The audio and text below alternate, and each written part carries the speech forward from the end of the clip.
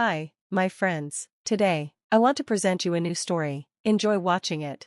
Growing up, I learned quickly that silence was safer than asking why. Arthur, my older brother by 2 years, could wreck a bike, burn dinner, or skip school and still be crowned the golden child at every family gathering. I once came home with straight A's and overheard Dad say, "Well, at least she's not failing." That was the closest I ever got to praise.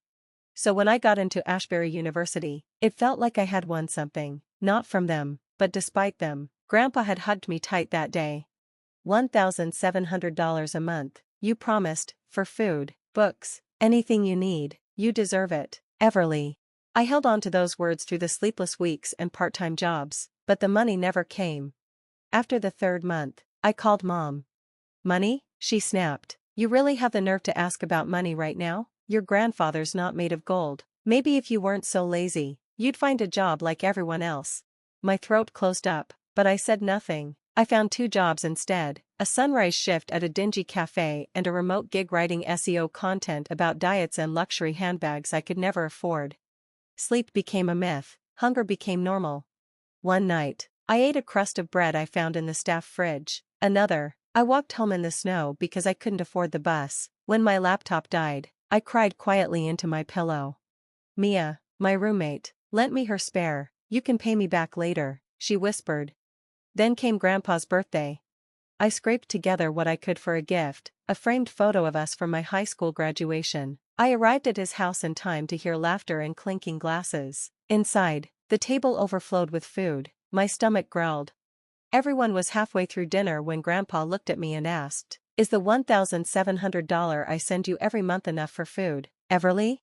My hand froze. The fork slipped from my fingers and clattered against the plate.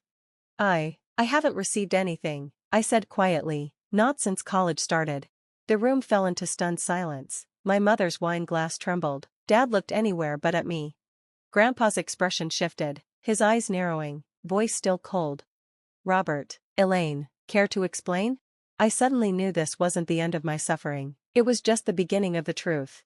No one moved. The warmth of the room vanished, replaced by a chill that crawled beneath my skin. I could feel everyone's eyes on me, forks suspended midair, wine forgotten in glasses. Grandpa's tone was sharper now. "You're telling me you haven't seen a single cent of where I've been sending?" I shook my head slowly. "Not one." Mom's face paled. She opened her mouth, but no sound came out.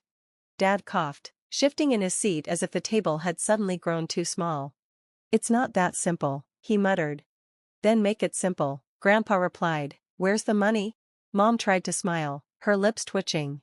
"Arthur needed help. He was going through something you wouldn't understand."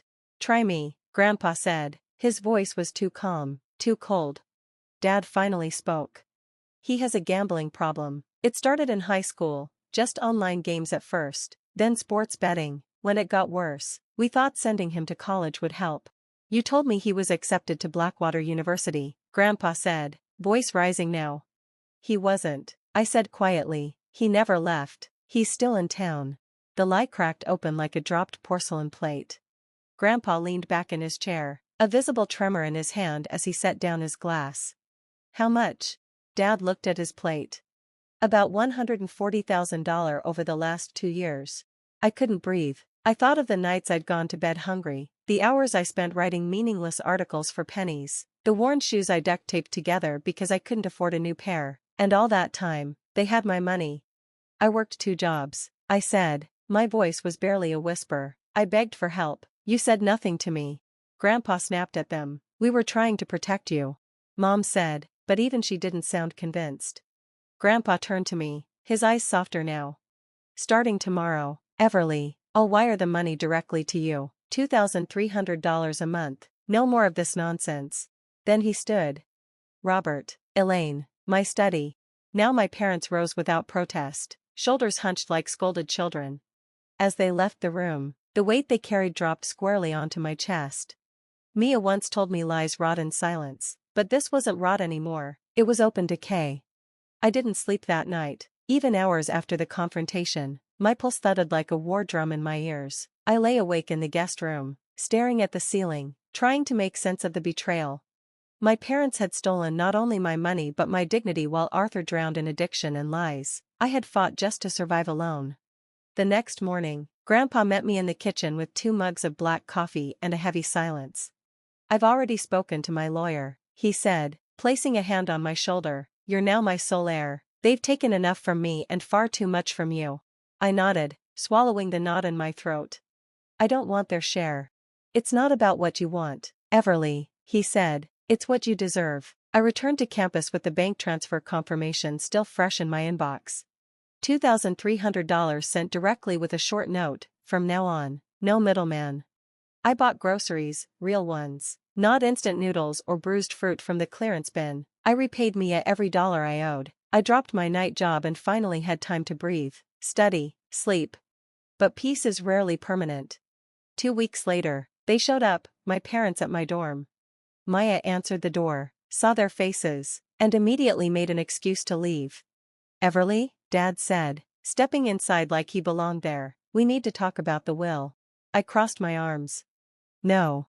Mom's eyes were puffy, her voice brittle. "Your brother is in trouble again. He owes money, bad people this time. So ask Grandpa." I snapped. "He won't speak to us," Dad said, "but he listens to you." "You mean the daughter you ignored? The one you let starve?" Mom's eyes filled with tears.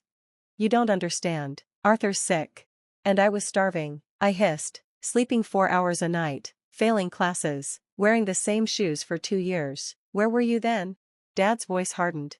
"We're still your parents. And you're still the people who chose him over me every time." I walked to the door and opened it wide. "Leave now." Mom whispered, "You're being cruel." I smiled coldly. "No, I'm just done."